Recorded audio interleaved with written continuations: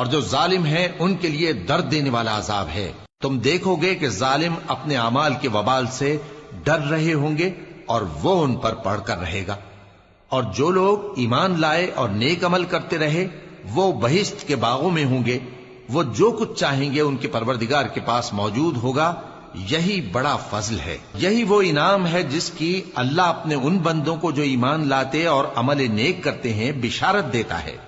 کہہ دو کہ میں اس کا تم سے کچھ صلہ نہیں مانگتا مگر تم کو قرابت کی محبت کا لحاظ تو چاہیے، اور جو کوئی نیکی کرے گا ہم اس کے لیے اس میں ثواب بڑھائیں گے۔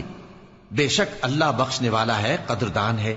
کیا یہ لوگ یہ کہتے ہیں کہ پیغمبر نے اللہ پر جھوٹ باندھ دیا ہے؟ اگر اللہ چاہے تو اے نبی تمہارے دل پر مہر لگا دے، اور اللہ جھوٹ کو نابود کرتا ہے اور اپنی باتوں سے حق کو ثابت کرتا ہے۔ بے شک وہ دلوں کی باتوں تک سے واقف ہے، اور وہی تو ہے جو اپنے بندوں کی توبہ قبول کرتا ہے اور ان کے قصور معاف فرماتا ہے، اور جو کچھ تم کرتے ہو وہ جانتا ہے۔ اور جو لوگ ایمان لائے اور عمل نیک کرتے رہے ان کی دعا قبول فرماتا اور ان کو اپنے فضل سے مزید عطا کرتا ہے، اور جو کافر ہیں ان کے لیے سخت عذاب ہے۔ اور اگر اللہ اپنے سب بندوں کے لیے رزق میں فراخی کر دیتا تو وہ زمین میں فساد کرنے لگتے، لیکن وہ جس قدر چاہتا ہے اندازے کے ساتھ نازل کرتا ہے۔ بے شک وہ اپنے بندوں کو جانتا ہے، دیکھتا ہے، اور وہی تو ہے جو لوگوں کی نا امید ہو جانے کے بعد میں برساتا اور اپنی رحمت یعنی بارش کی برکت کو پھیلا دیتا ہے، اور وہ کارساز ہے، لائق حمد و ثنا ہے۔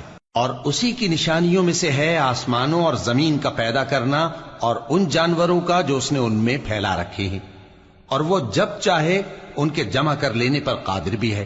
اور جو مصیبت تم پر واقع ہوتی ہے سو تمہارے اپنے کرتوتوں سے، اور وہ بہت سے گناہ تو معاف کر دیتا ہے۔